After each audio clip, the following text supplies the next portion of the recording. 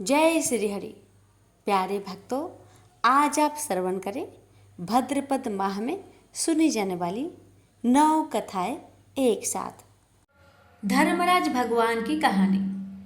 एक ब्राह्मणी मरकर भगवान के घर गई।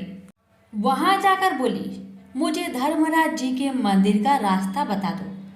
स्वर्ग से एक दूत आया और बोला, ब्राह्मणी आपको क्या चाहिए? वो बोली, मुझे धर्मराज मंदिर का रास्ता बता दो। आगे आगे दूत और पीछे पीछे ब्राह्मणी मंदिर तक गई। ब्राह्मणी बहुत धार्मिक महिला थी। उसने बहुत दान पुण्य कर रखा था। उसे विश्वास था कि उसके लिए धर्मराज जी के मंदिर का रास्ता अवश्य खुल जाएगा। ब्राह्मणी ने वहां जाकर देखा, वह बड़ा सा मंदिर, सोने का सिंहासन, हीरे मोती से जड़ित छतरी थी। धर्मराज जी न्याय सभा में बैठे साक्षात इंद्र के समान शोभा पा रहे थे। यमराज जी सबको कर्मानुसार दंड दे रहे थे। ब्राह्मणी ने जाकर प्रणाम किया और बोली, मुझे बैकुंठ जाना है। धर्मराज जी ने चित्रगुप्त से कहा, लेखा जोखा सुनाओ। चित्रगुप्त ने लेखा सुनाया। सुनकर धर्मराज जी ने कहा, तुमने सब धर्म किए पर धर्मराज जी की कहानी नहीं सुनी, बैकुंठ में कैसे जाएगी? बुढ़िया बोली, धर्मराज जी की कहानी का क्या नियम है? धर्मराज जी बोले, कोई 1 साल, कोई 6 महीने, कोई 7 दिन ही सुने, पर धर्मराज जी की कहानी अवश्य सुने, फिर उसका उद्यापन कर दे। उद्यापन में काठी, छतरी, चप्पल, बाल्टी, रस्सी, टोकरी, टॉर्च, साड़ी, ब्लाउज का बेस, लोटे में शक्कर भरकर 5 बर्तन, 6 मोती, 6 मूंगा, यमराज जी की लोहे की मूर्ति, धर्मराज जी की सोने की मूर्ति, चांदी का चांद, सोने का सूरज, चांदी की साठिया ब्राह्मण को दान करें। प्रतिदिन चावल का साठिया बनाकर कहानी सुने। यह बात सुनकर ब्राह्मणी बोली, भगवान मुझे 7 दिन वापस पृथ्वी लोक पर जाने दो, मैं कहानी सुनकर वापस आ जाऊंगी। धर्मराज जी ने उसका लेखा जोखा देखकर 7 दिन के लिए पृथ्वी पर भेज दिया। ब्राह्मणी जीवित हो गई। ब्राह्मणी ने अपने परिवार वालों से कहा कि मैं 7 दिन के लिए धर्मराज जी की कहानी सुनने के लिए वापस आई हूँ। इस कथा को सुनने से बड़ा पुण्य मिलता है। उसने चावल की साठियाँ बनाकर परिवार के साथ 7 दिन तक धर्मराज जी की कथा सुनी। 7 दिन पूरे होने पर वापस धर्मराज जी का बुलावा आया और ब्राह्मणी को बैकुंठ में श्री हरि के चरणों में स्थान मिला। प्रेम से बोलिए धर्मराज भगवान की जय। एक समय की बात है, एक भाई बहन रहते थे। बहन का नियम था कि वह अपने भाई का चेहरा देखे ही खाना खाती थी। हर रोज वह सुबह उठती थी और जल्दी जल्दी सारा काम करके अपने भाई का मुंह देखने के लिए उसके घर जाती थी। एक दिन रास्ते में एक पीपल के नीचे गणेश जी की मूर्ति रखी थी। उसने भगवान के सामने हाथ जोड़कर कहा कि मेरे जैसा अमर सुहाग और मेरे जैसा अमर पिहर सबको दीजिए। यह कहकर वह आगे बढ़ जाती है। जंगल के झाड़ियों के कांटे उसके पैरों में चुभा करते जाते थे। एक दिन भाई के घर बहन पहुंची और भाई का मुख देखकर बैठ गई तो भाभी ने पूछा, पैरों में क्या हो गया है? यह सुनकर उसने भाभी को जवाब दिया कि रास्ते में जंगल के झाड़ियों के गिरे हुए कांटे पाँव में चुभ गए हैं। जब वह वापस अपने घर आ जाए तब भाभी ने अपने पति से कहा कि रास्ते को साफ करवा दो, आपकी बहन के पाँव में बहुत सारे कांटे चुभ गए हैं। भाई ने तब कुल्हाड़ी लेकर सारी झाड़ियों को काटकर रास्ता साफ कर दिया, जिससे गणेश जी का स्थान भी वहां से हट गया। यह देखकर भगवान गुस्सा हो गए और उसके भाई के प्राण हर लिए।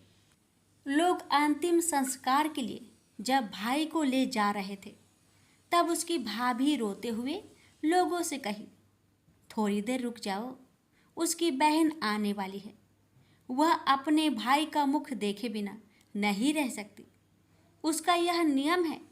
तब लोगों ने कहा, आज तो देख लेगी पर कल कैसे देखेगी? रोज दिन की तरह बहन अपने भाई का मुंह देखने के लिए जंगल में निकली। तब जंगल में उसने देखा कि सारा रास्ता साफ किया हुआ है। जब वह आगे बढ़ी तो उसने देखा कि सिद्धि विनायक को भी वहां से हटा दिया गया है। तब उसने जाने से पहले गणेश जी को एक अच्छे स्थान पर रखकर उन्हें स्थान दिया और हाथ जोड़कर बोली, भगवान, मेरे जैसा अमर सुहाग और मेरे जैसा अमर पिहर सबको देना। और फिर बोलकर आगे निकल गई। भगवान तब सोचने लगे, अगर इसकी नहीं सुनी तो हमें कौन मानेगा, हमें कौन पूजेगा। तब सिद्धि विनायक ने उसे आवाज दी, बेटी, इस खेजड़ी की 7 पत्तियां लेकर जा और उसे कच्चे दूध में घोलकर भाई के ऊपर छींटा मार देना, वह उठकर बैठ जाएगा। यह सुनकर जब बहन पीछे मुड़ी तो वहाँ कोई नहीं था। फिर वह यह सोचने लगी कि ठीक है, जैसा सुना वैसा कर लेती हूँ। फिर वह 7 खेजड़ी की पत्तियां लेकर अपने भाई के घर पहुंची। उसने देखा वहाँ कई लोग बैठे हुए हैं। भाभी बैठी रो रही है और भाई की लाश रखी है। तब उसने उस 7 पत्तियों को बताए हुए नियम के तहत भाई के ऊपर इस्तेमाल किया। तब भाई उठकर बैठ गया। भाई बोला बहन से, बोला मुझे बहुत ही गहरी नींद आ गई थी। तब बहन बोली, यह नींद किसी दुश्मन को भी ना आए। और उसने सारी बात अपने भाई को बता दी। तो मान्यता के अनुसार ये है गणेश जी की चमत्कारी कथा। प्रेम से बोलिए गणेश भगवान जी की जय हो। एक बार कृष्ण के जन्म दिवस के अवसर पर सत्यभामा ने सोचा कि वो सबको दिखाएगी कि वो कृष्ण को कितना प्यार करती थी। तो उसने तय किया कि वो कृष्ण के वजन जितना सोना शहर के लोगों में बांटेगी। इसे तुला भार कहते हैं। ये मंदिरों में होता है। लोग एक बड़ी तराजू में अपने वजन के बराबर का माखन, घी या चावल या कुछ और रखकर वो चीज लोगों में बांटते हैं। चावल, नमक, दाल या सोना, ये वो कुछ भी आपसे दे सकते हैं जो देना चाहे। ये प्राचीन परंपरा हमारी संस्कृति का एक हिस्सा है। सत्यभामा ने तुला भार की व्यवस्था की। लोग बहुत प्रभावित हुए, पर कृष्ण पर इन बातों का कोई असर नहीं हुआ। वे जानकर तराजू के एक पल्ले पर बैठ गए। सत्यभामा जानती थी कि उनका वजन लगभग कितना है और उसने उतना सोना तैयार ही रखा था। पर जब उसने सब सोना दूसरे पल्ले पर रखा तो कांटा जरा सा भी नहीं हिला। कृष्ण का पल्ला थोड़ा भी ऊपर नहीं हुआ। ऐसा ही कुछ तभी हुआ था जब कृष्ण एक शिशु थे। एक राक्षस आकर उन्हें ले जाने लगा। तब कृष्ण ने अपना वजन इतना बढ़ा लिया कि राक्षस वही गिर पड़ा और कृष्ण ने उसके ऊपर बैठकर उसे कुचलकर मार डाला। क्रिया योग में ऐसा तरीका है जिससे कोई योगी अपना वजन बढ़ा या घटा सकता है। ऐसा बहुत सी कहानियां हैं कि ऐसे योगी भी थे जो पहाड़ की तरह भारी हो जाते थे। तो इस बार कृष्ण अपना वजन बढ़ाकर तराजू में बैठ गए। सत्यभामा ने उतना सोना दूसरे पल्ले पर रख दिया था जितना उसके हिसाब से कृष्ण के वजन के बराबर था, पर कुछ हुआ ही नहीं। तब तक शहर के सभी लोग ये घटनाएं देखने के लिए आ गए थे। तब उसने अपने नौकरों से वो सभी गहने मंगवाए जो उसके पास थे। एक के बाद एक वो गहने डालती जा रही थी और सोच रही थी कि काम हो जाएगा, पर कुछ नहीं हुआ। तब उसने वो सब कुछ भी रख दिया जो उसके पास था, पर पल्ला जरा भी नहीं हिला। वो रोने लगी क्योंकि ये सब उसके लिए बहुत शर्मजनक था। सारा शहर देख रहा था। उसके पास पर्याप्त सोना नहीं था। वो जो हमेशा अपनी संपत्ति के बारे में इतनी घमंडी थी, उसके पास पर्याप्त सोना न था और उसे समझ में नहीं आ रहा था कि वो क्या करे। तब उसने रुक्मणी की ओर देखा जिससे वो बहुत जलती थी और हमेशा परेशान रहती थी। उसने रुक्मणी से पूछा, अब मैं क्या करूं? क्योंकि ये बात सिर्फ मेरे लिए ही नहीं पर तुम्हारे और हम सब के लिए बहुत शर्मजनक है। मैं क्या करूं? तब रुक्मणी बाहर गई और तुलसी की पौधे के 3 पत्ती उठा लाई। जैसे ही तुलसी के वे पत्ते उसने तराजू के दूसरे पल्ले पर रखे, कृष्ण का पल्ला तुरंत ही ऊपर आ गया। प्रेम से बोलिए श्री कृष्ण भगवान की जय। एक बार की बात है, राधा रानी को एक सर्प ने काट लिया। राधा जी की सभी सखियां दौड़ी दौड़ी माँ के पास आई और कहती है, अपनी बेटी को देखो, एक काले सर्प ने इसे डस लिया है। और राधा के सिर से दोहनी गिर गई और वो बेहोश हो गई। अब इसके विष को उतारने के लिए किसी गुनी को बुलाना पड़ेगा। माँ डर गई और रोते रोते राधा जी को अपने हृदय से लगा लिया। एक सखी कहने लगी, यदि राधा जी को ठीक करना है तो कृष्ण जी को बुला लाओ। अगर कृष्ण जी आ जाएंगे तो राधा जी तुरंत ही जीवित हो जाएगी, क्योंकि कृष्ण जी गरुड़ी हैं। तीनों लोकों में उनसे श्रेष्ठ कोई नहीं है। सूरदास जी बता रहे हैं कि राधा रानी को ठीक करने के लिए आज कृष्ण जी को बुलाया जा रहा है। अब राधा रानी की सखिया कृष्ण जी की मैया यशोदा के पास आई हैं और कहती है, तुम्हारा कृष्ण सांप के विष को मंत्रों से उतारने वाले गरुड़ी है। आप अपने पुत्र को हमारे साथ भेज दो। राधा रानी को काले सांप ने डस लिया है। ये सब सुनकर माँ मुस्कुराने लगी कि अभी थोड़ी देर पहले तो राधा मेरे घर आई थी। राधा रानी की मूर्छा के मूल कारण को समझकर माँ यशोदा चुप हो गई और सखियों को अपने हंसने का कारण नहीं बताया। माँ ने कृष्ण जी को पुकारा और माँ कहती है, राधा के यहाँ कीर्ति नाम की ग्वालिन तुम्हें बुलाने आई थी। तुम वहां चले जाओ। राधा को काले सांप ने डस लिया है और तुम कब से गरुड़ी बन गए लल्ला। जल्दी जाओ और उसका विष गार आओ। माँ ने मन ही मन मुस्कुराकर कहा, कृष्णा, सुना है तुम कुछ ऐसा मंत्र जानते हो कि काले सांप का विष उतर जाता है। भगवान कृष्ण जी गरुड़ी बनकर वहां गए। जब वृषभानु सुता राधा ने सुना तो मन में प्रसन्न हुई कि कृष्ण आज मेरे द्वार पर आए हैं और अपने आप को राधा जी धन्य समझने लगती है। प्रेम बस में वह एकदम मुरझा गई और राधा जी की आंखों से प्रेम के आंसू गिरने लगे। राधा को इस प्रकार देखकर माँ भी व्याकुल हो गई। वे समझने लगी कि राधा के एक एक अंग में विष का गहरा प्रभाव हो गया है। माँ रोती रोती व्याकुल होकर इधर उधर फिर रही है। वे अपनी पुत्री को बार बार गले से लगाती है और राधा की दशा देखकर पानी पानी हो रही है। कृष्ण के आने की खबर पाकर माँ दौड़कर आई। कृष्ण जी की पैरों को पकड़ के कहने लगी, हे मोहन, मेरी लाडली बेटी राधा बहुत ही व्याकुल है, कृपा करके इसे ठीक कर दो। माँ चाहे जो समझे, लेकिन प्रेम पूर्ण हृदय के प्रेम भाव को तो राधा और कृष्ण दोनों ही समझ रहे हैं। तब कृष्ण ने कुछ झाड़ फूक करने शुरू कर दिया और राधा जी को स्पर्श किया। जैसे ही उन्होंने राधा जी को स्पर्श किया तो एकदम से किशोरी जी श्री राधा रानी ने आंखें खोल दी। श्री कृष्ण जी वास्तव में बहुत बड़े गरुणी हैं। शरीर का विष तो उन्होंने झाड़ दिया, लेकिन मन और सिर पर प्रेम का जादू कर दिया। अब राधा जी ने होश में आकर अपने नेत्र खोले और आगे कृष्ण जी को खड़ा देखा तो बस एकटक निहारती रही। फिर लाज से एकदम खड़ी हुई और अपने अंग वस्त्र को संभालने लगी।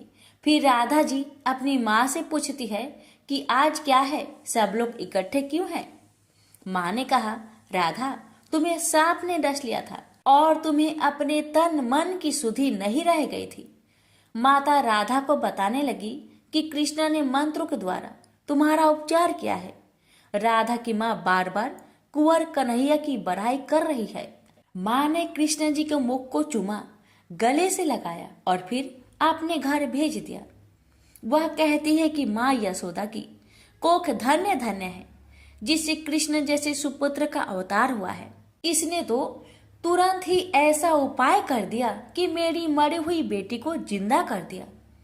माता मन ही मन सोचती है कि राधा कृष्ण की यह जोड़ी तो मानो भगवान ने सोच समझकर बनाई है।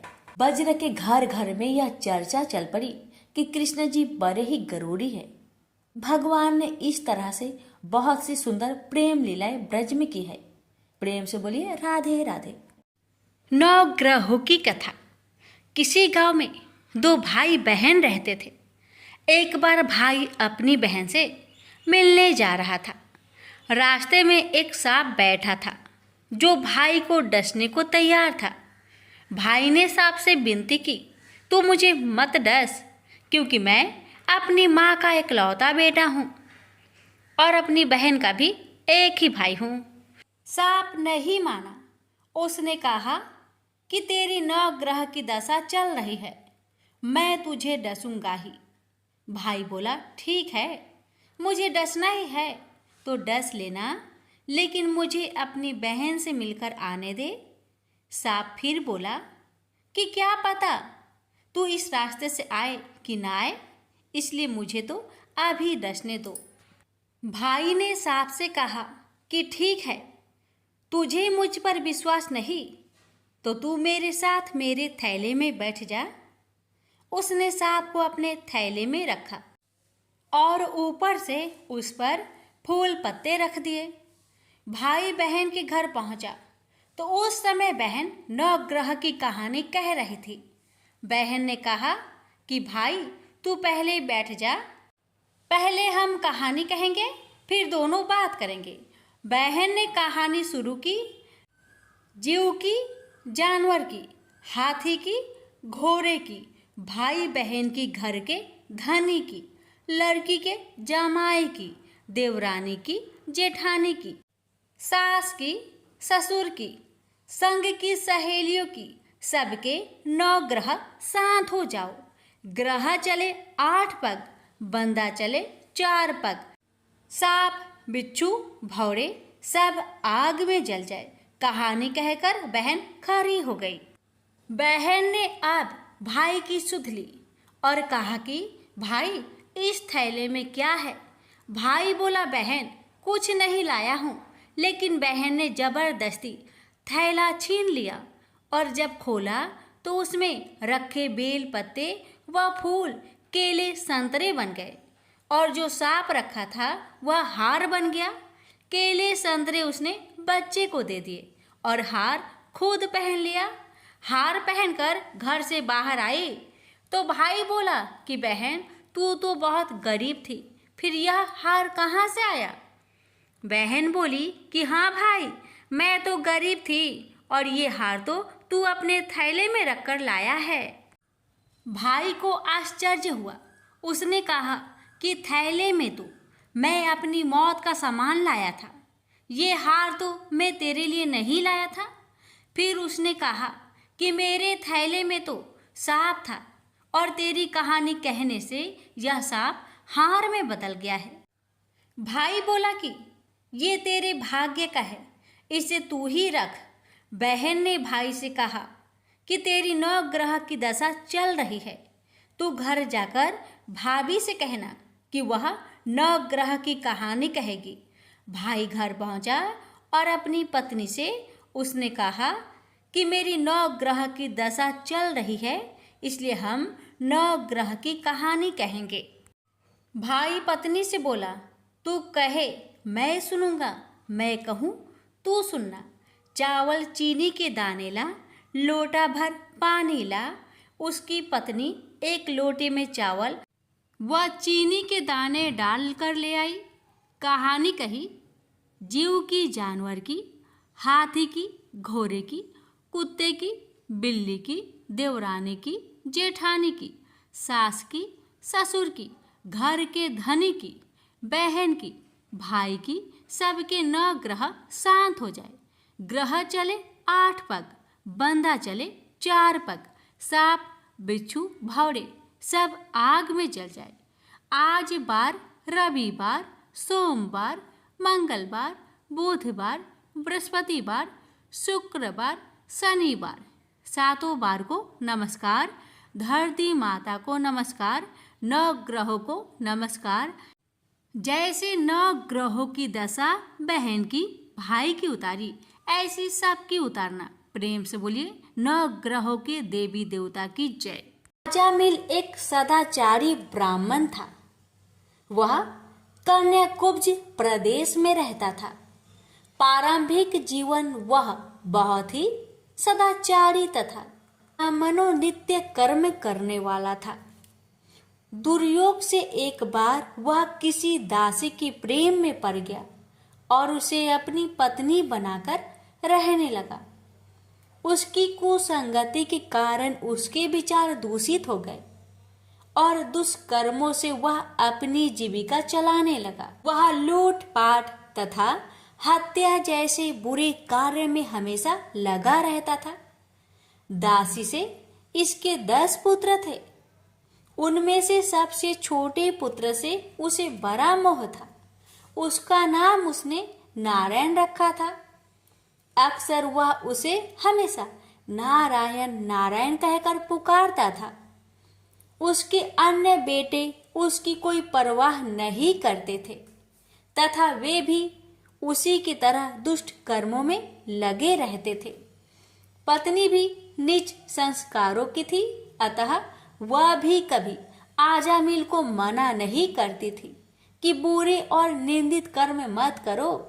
अच्छे और भले कर्मों से जो उपार्जित करोगे उसी में रूखा सूखा खाकर जैसा भी होगा हम अपना तथा अपने परिवार का भरण पोषण कर लेंगे। पत्नी तथा अन्य संतानों की तरफ से निंदित कर्मों का बढ़ावा देने के कारण आजामिल और भी बुरे कर्मों में लगा रहा।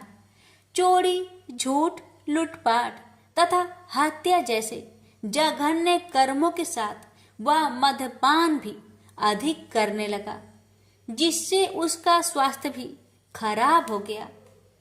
एक बार वह बहुत बीमार पड़ा।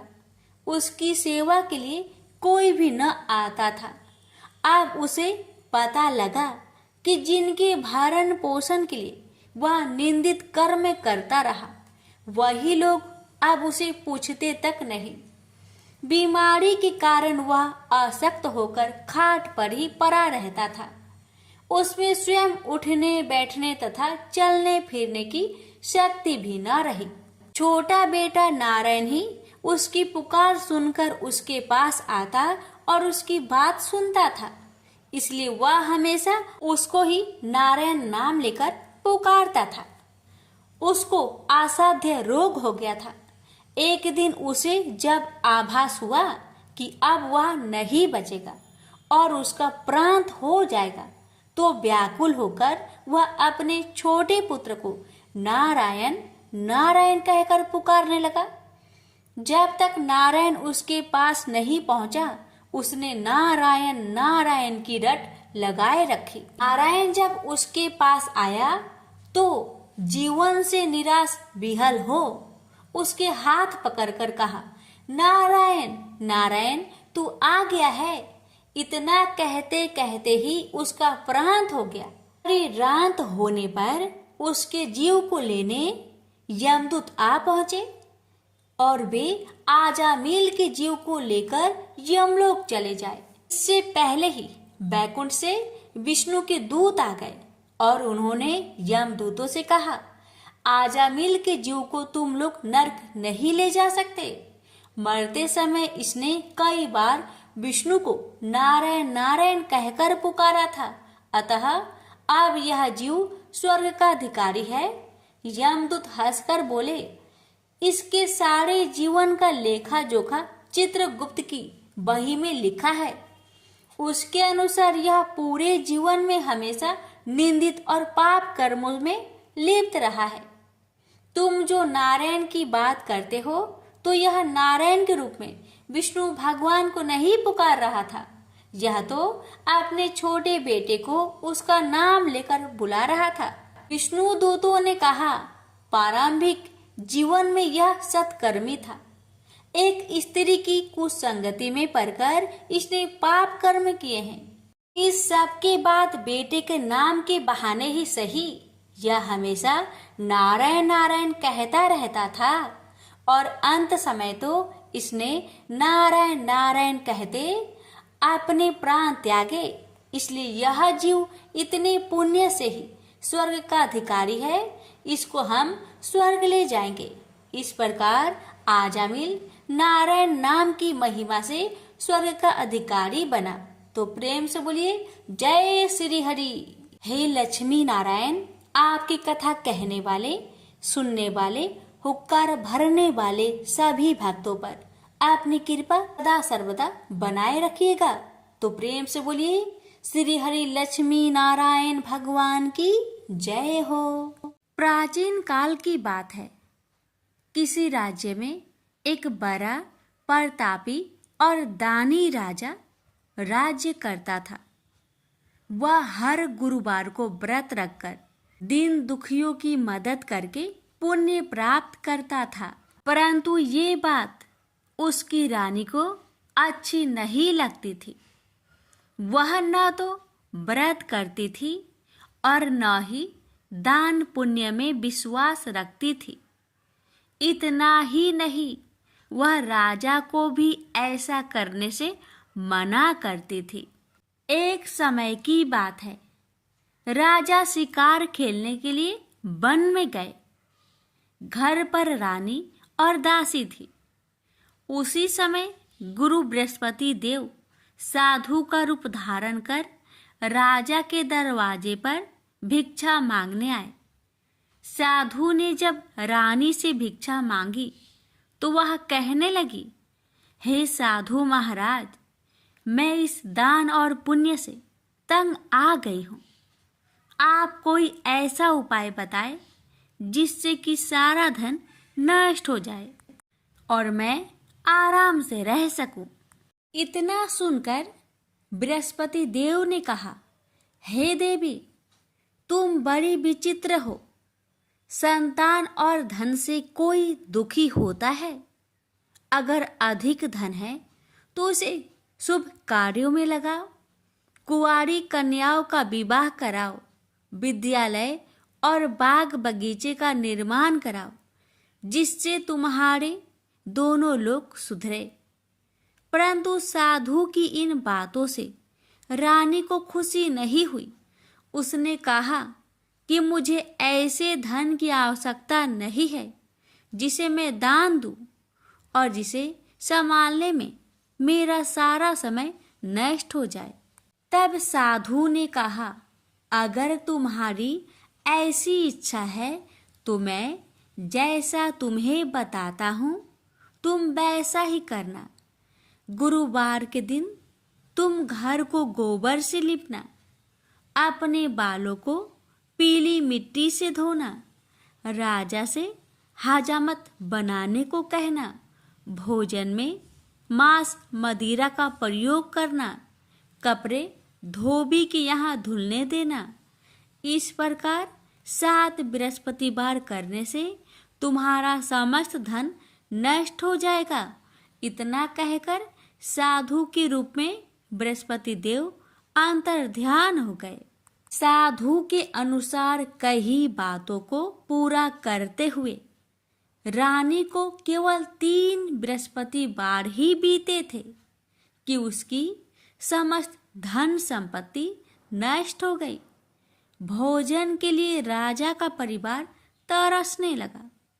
तब एक दिन राजा ने रानी से बोला कि हे रानी, तुम यहीं रहो, मैं दूसरे देश को जाता हूँ, क्योंकि यहाँ पर सभी लोग मुझे जानते हैं, इसलिए मैं कोई छोटा कार्य नहीं कर सकता। ऐसा कहकर राजा दूसरे देश चला गया। वहाँ वह जंगल से लकड़ी काट कर लाता और शहर में बेचता। इस तरह वह अपना जीवन व्यतीत करने लगा। इधर राजा के परदेश जाते ही रानी और दासी दुखी रहने लगी। एक बार जब रानी और दासी को 7 दिन तक बिना भोजन के रहना पड़ा, तो रानी ने अपनी दासी से कहा, हे दासी, पास ही के नगर में मेरी बहन रहती है, वह बड़ी धनवान है, तो उसके पास जा और कुछ ले आ ताकि थोड़ी बहुत गुजर बसर हो जाए। दासी रानी की बहन के पास गई। उस दिन गुरुवार था और रानी की बहन उस समय बृहस्पतिवार व्रत की कथा सुन रही थी। दासी ने रानी की बहन को अपनी रानी का संदेश दिया, लेकिन रानी की बड़ी बहन ने कोई उत्तर नहीं दिया। जब दासी को रानी की बहन से कोई उत्तर नहीं मिला तो वह बहुत दुखी हुई और उसे क्रोध भी आया। दासी ने वापस आकर रानी को सारी बात बता दी। ये सुनकर रानी ने अपने भाग्य को कोसा। उधर रानी की बहन ने सोचा कि मेरी बहन की दासी आई थी, परंतु मैं उससे नहीं बोली, इससे वह बहुत दुखी हुई होगी। कथा सुनकर और पूजा समाप्त करके वह अपनी बहन के घर आई और कहने लगी, हे बहन, मैं बृहस्पतिवार का व्रत कर रही थी। तुम्हारी दासी मेरे घर आई थी, परंतु जब तक कथा होती है तब तक ना तो उठते हैं और ना ही बोलते हैं, इसलिए मैं नहीं बोली। बताओ दासी, क्यों आई थी? रानी बोली, बहन, तुमसे क्या छिपाऊं? हमारे घर में खाने तक को अनाज नहीं था। ऐसा कहते कहते रानी की आंखें भर आई। उसने दासी समेत पिछले 7 दिनों से भूखे रहने तक की बात अपनी बहन को विस्तार पूर्वक सुना दी। रानी की बहन बोली, देखो बहन, भगवान बृहस्पति देव सबकी मनोकामना को पूर्ण करते हैं। देखो, शायद तुम्हारे घर में अनाज रखा हो। पहले तो रानी को विश्वास नहीं हुआ, पर बहन के आग्रह करने पर उसने अपनी दासी को अंदर भेजा तो उसे सचमुच अनाज से भरा एक घड़ा मिल गया। यह देखकर दासी को बड़ी हैरानी हुई। दासी रानी से कहने लगी, हे रानी, जब हमको भोजन नहीं मिलता तो हम व्रत ही तो करते हैं, इसलिए क्यों न इनसे व्रत और कथा की विधि पूछ ली जाए ताकि हम भी व्रत कर सके। तब रानी ने अपनी बहन से बृहस्पतिवार व्रत के बारे में पूछा। उसकी बहन ने बताया, बृहस्पतिवार के व्रत में चने की दाल और मुनक्का से विष्णु भगवान का केले के जड़ में पूजन करे तथा दीपक जलाए, व्रत कथा सुने और पीला भोजन ही करे। इससे बृहस्पति देव प्रसन्न होते हैं। व्रत और पूजन विधि बताकर रानी की बहन अपने घर लौट आई। 7 दिन के बाद जब गुरुवार आया तो रानी और दासी ने व्रत रखा। घुड़सार में जाकर चना और गुड़ लेकर आई। फिर उससे केले की जड़ तथा विष्णु भगवान का पूजन किया। अब पीला भोजन कहाँ से आए? इस बात को लेकर दोनों बहुत दुखी थे। चूंकि उन्होंने व्रत रखा था, इसलिए बृहस्पति देव उनसे प्रसन्न थे। इसलिए वे एक साधारण व्यक्ति का रूप धारण कर 2 थालों में सुंदर पीला भोजन दासी को दे गए। भोजन पाकर दासी प्रसन्न हुई और फिर रानी के साथ मिलकर भोजन ग्रहण किया। उसके बाद वे सभी गुरुवार को व्रत और पूजन करने लगी। बृहस्पति भगवान की कृपा से उनके पास फिर से धन संपत्ति आ गई, परंतु रानी फिर से पहले की तरह आलस्य करने लगी। तब दासी बोली, देखो रानी, तुम पहले भी इस प्रकार आलस्य करती थी। तुम्हें धन रखने में कष्ट होता था, इस कारण सभी धन नष्ट हो गया, और अब जब भगवान बृहस्पति की कृपा से धन मिला है तो तुम्हें फिर से आलस्य होता है। रानी को समझाते हुए दासी कहती है कि बड़ी मुसीबतों के बाद हमने यह धन पाया है, इसलिए हमें दान पुण्य करना चाहिए, भूखे मनुष्य को भोजन कराना चाहिए और धन को शुभ कार्य में खर्च करना चाहिए, जिससे तुम्हारे कुल का यश बढ़ेगा, स्वर्ग की प्राप्ति होगी और पितृ प्रसन्न होंगे। दासी की बात मानकर रानी अपना धन शुभ कार्य में खर्च करने लगी, जिससे पूरे नगर में उसका यश फैलने लगा। बृहस्पतिवार व्रत कथा के बाद श्रद्धा के साथ आरती की जानी चाहिए। इसके बाद प्रसाद बांटकर उसे ग्रहण करना चाहिए। एक दिन राजा दुखी होकर जंगल में एक पेड़ के नीचे आसन जमाकर बैठ गया। वह अपनी दशा को याद करके व्याकुल होने लगा। बृहस्पतिवार का दिन था। एकाएक उसने देखा कि निर्जन वन में एक साधु प्रकट हुए। वह साधु भेष में स्वयं बृहस्पति देवता थे।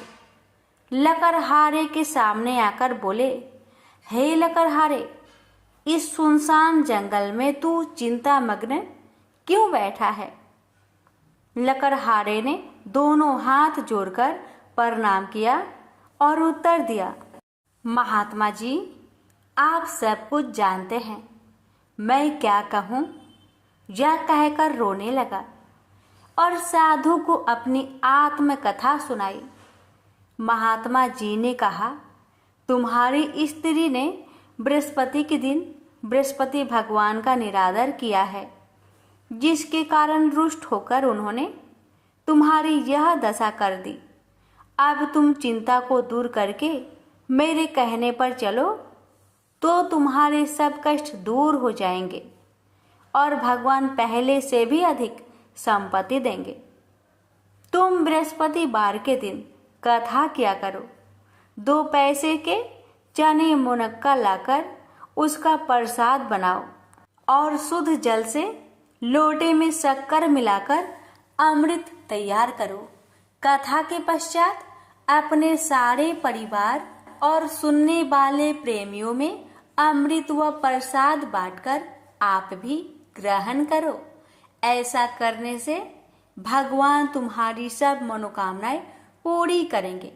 साधु के ऐसे वचन सुनकर लकड़हारा बोला, हे प्रभु, मुझे लकड़ी बेचकर इतना पैसा नहीं मिलता जिससे भोजन के उपरांत कुछ बचा सकूं।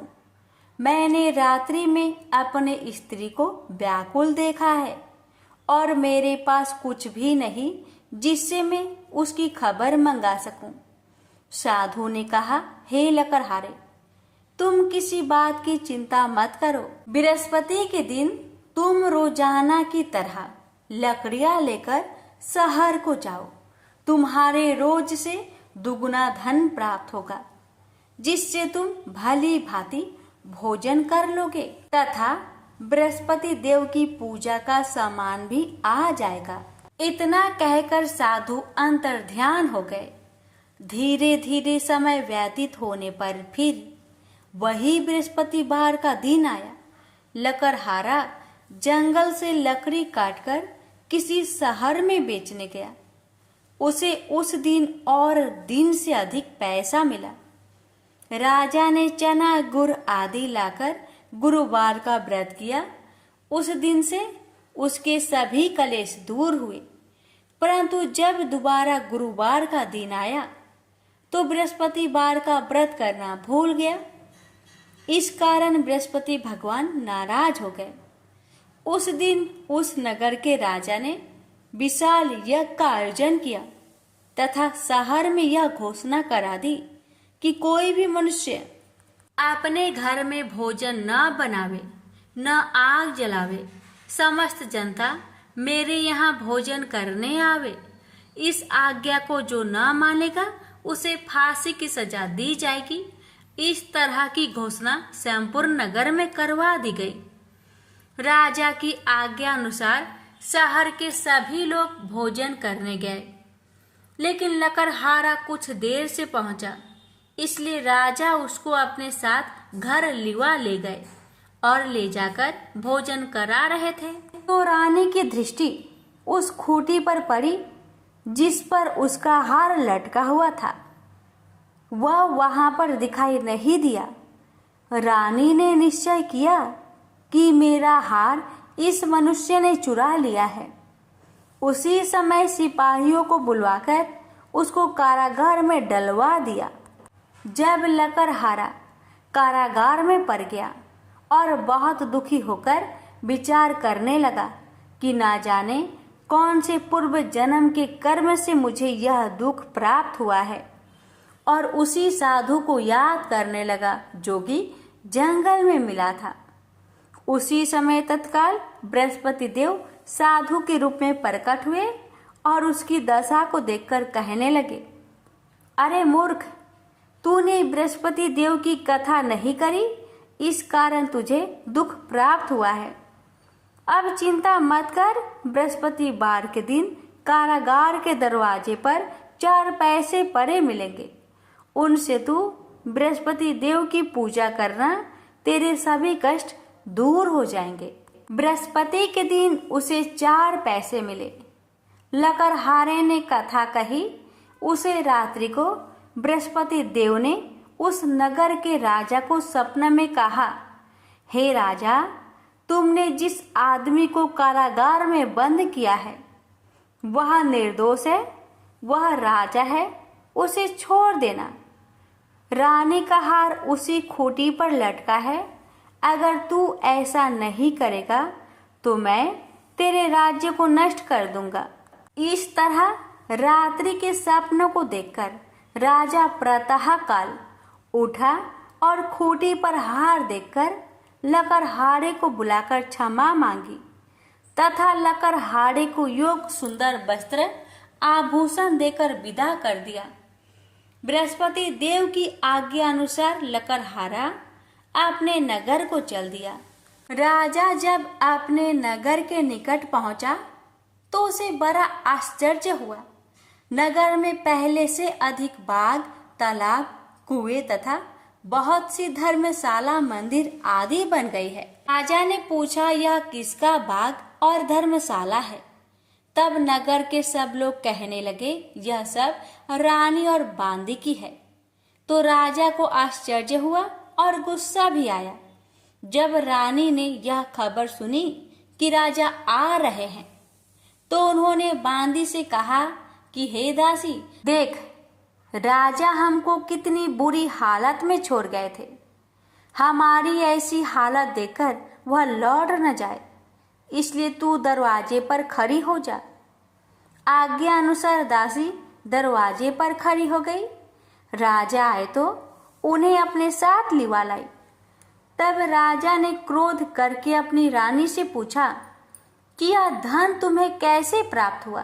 तब उन्होंने कहा, हमें यह सब धन बृहस्पति देव के इस व्रत के प्रभाव से प्राप्त हुआ है। राजा ने निश्चय किया कि 7 रोज बाद तो सभी बृहस्पति देव का पूजन करते हैं, परंतु मैं प्रतिदिन दिन में 3 बार कहानी तथा रोज व्रत किया करूंगा। अब हर समय राजा ने दुपट्टे में चने की दाल बांधी रहती तथा दिन में 3 बार कहानी कहता। एक रोज राजा ने विचार किया कि चलो अपनी बहन के यहाँ हो आवे। इस तरह निश्चय कर राजा घोड़े पर सवार हो अपनी बहन के यहाँ को चलने लगा। मार्ग में उसने देखा कि कुछ आदमी एक मुर्दे को लिए जा रहे हैं। उन्हें रोककर राजा कहने लगा, अरे भाइयों, मेरी बृहस्पति देव की कथा सुन लो। वे बोले, लो, हमारा तो आदमी मर गया है, इसको अपनी कथा की परी है। परंतु कुछ आदमी बोले, अच्छा कहो, हम तुम्हारी कथा भी सुनेंगे। राजा ने दाल निकाली और जब कथा आधी हुई थी कि मुर्दा हिलने लग गया, और जब कथा समाप्त हो गई तो राम राम करके मनुष्य उठकर खड़ा हो गया। आगे मार्ग में उसे एक किसान खेत में हल चलाता मिला। राजा ने उसे देख और उससे बोले, अरे भैया, तुम मेरी बृहस्पतिवार की कथा सुन लो। किसान बोला, जब तक मैं तेरी कथा सुनूंगा तब तक 4 हरैया जोत लूंगा। जा अपनी कथा किसी और को सुनाना। इस तरह राजा आगे चलने लगा। राजा के हंसते ही बैल पछाड़ खाकर गिर गए तथा किसान के पेट में बड़ी जोर का दर्द होने लगा। उस समय उसकी माँ रोटी लेकर आई। उसने जब यह देखा तो अपने पुत्र से सब हाल पूछा और बेटे ने भी सभी हाल कह दिया। तो बुढ़िया दौड़ी दौड़ी उस घोड़ सवार के पास गई और उससे बोली कि मैं तेरी कथा सुनूंगी, तू अपनी कथा मेरे खेत पर चलकर ही कहना। राजा ने बुढ़िया के खेत पर जाकर कथा कही। इसके सुनते ही वह बैल उठ खड़ा हुई तथा किसान के पेट का दर्द भी बंद हो गया। राजा अपनी बहन के घर पहुंचा। बहन ने भाई की खूब मेहमानी की। दूसरे रोज प्रातःकाल राजा जागा तो वह देखने लगा कि सब लोग भोजन कर रहे हैं। राजा ने अपनी बहन से कहा, ऐसा कोई मनुष्य है जिसने भोजन नहीं किया हो? मेरी बृहस्पतिवार की कथा सुन ले। बहन बोली, हे भैया, यह देश ऐसा ही है कि पहले यहाँ लोग भोजन करते हैं, बाद में अन्य काम करते हैं। अगर कोई पड़ोस में हो तो देख आऊं। वह ऐसा कहकर देखने चली गई, परंतु उसे कोई ऐसा व्यक्ति नहीं मिला जिसने भोजन न किया हो। अतः वह एक कुम्हार के घर गई जिसका लड़का बीमार था। उसे मालूम हुआ कि उनके यहाँ 3 रोज से किसी ने भोजन नहीं किया है। रानी ने अपने भाई की कथा सुनने के लिए कुम्हार से कहा। वह तैयार हो गया। राजा ने जाकर बृहस्पतिवार की कथा कही, जिसको सुनकर उसका लड़का ठीक हो गया। अब तो राजा की प्रशंसा होने लगी। एक रोज राजा ने अपनी बहन से कहा कि हे बहन, हम अपने घर को जाएंगे, तुम भी तैयार हो जाओ। राजा की बहन ने अपनी सास से कहा। सास ने कहा, हाँ चली जा, परंतु अपने लड़कों को मत ले जाना, क्योंकि तेरे भाई के कोई औलाद नहीं है। बहन ने अपने भैया से कहा, हे भैया, मैं तो चलूंगी पर कोई बालक नहीं जाएगा। राजा बोला, जब कोई बालक नहीं चलेगा तब तुम ही क्या करोगी? बड़े दुखी मन से राजा अपने नगर को लौट आया। राजा ने अपनी रानी से कहा, हम निरवंशी है, हमारा मुंह देखने का धर्म नहीं है और कुछ भोजन आदि नहीं किया। रानी बोली, हे प्रभु, बृहस्पति देव ने हमें सब कुछ दिया है, वह हमें औलाद अवश्य देंगे। उसी रात को बृहस्पति देव ने राजा से सपने में कहा, हे राजा, उठ, सभी सोच त्याग दे, तेरी रानी गर्भ से है। राजा को यह बात सुनकर बड़ी खुशी हुई। 9वें महीने में उसके गर्भ से एक सुंदर पुत्र पैदा हुआ।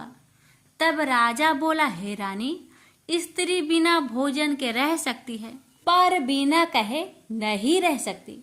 जब मेरी बहन आवे तुम उससे कुछ मत कहना। रानी ने सुनकर हाँ कर दिया। जब राजा की बहन ने यह शुभ समाचार सुना तो वह बहुत खुश हुई तथा बधाई लेकर अपने भाई के यहाँ आई। तभी रानी ने कहा, घोड़ा चढ़कर तो नहीं आई, गधा चढ़ी आई। राजा की बहन बोली, भाभी, मैं इस प्रकार न कहती तो तुम्हें औलाद कैसे मिलती?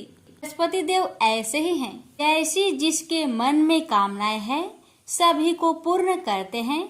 जो सदा भावना पूर्वक बृहस्पतिवार का व्रत करता है एवं कथा पढ़ता अथवा सुनता है, दूसरों को सुनाता है, बृहस्पति देव उसकी सभी मनोकामना पूर्ण करते हैं। तो प्रेम से बोलिए, बृहस्पति भगवान की जय हो।